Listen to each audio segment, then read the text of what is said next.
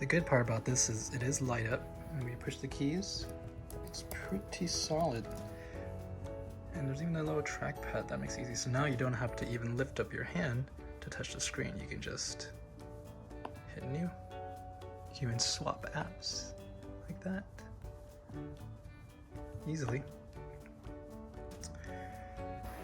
Some things is you can do the angles, but you won't be able to bend this all the way backwards and do portrait mode like you did with the old one. The keys feel very nice to push.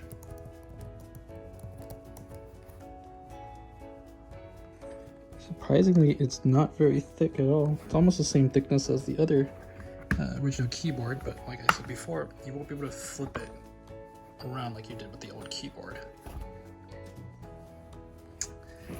But it does have more of a viewing angle, so you can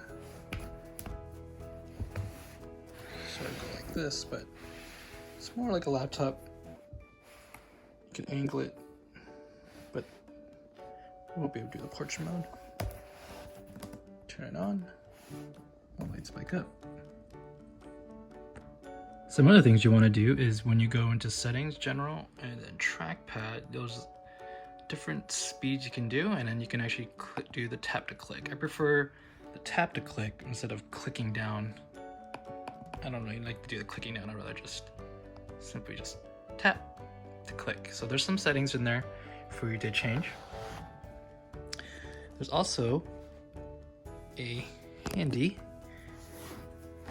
USB-C charge right here, so you can use that for your charging of the dock and make it kind of slim instead of using the one on your iPad, which makes it nice. You can keep it kind of flat onto it.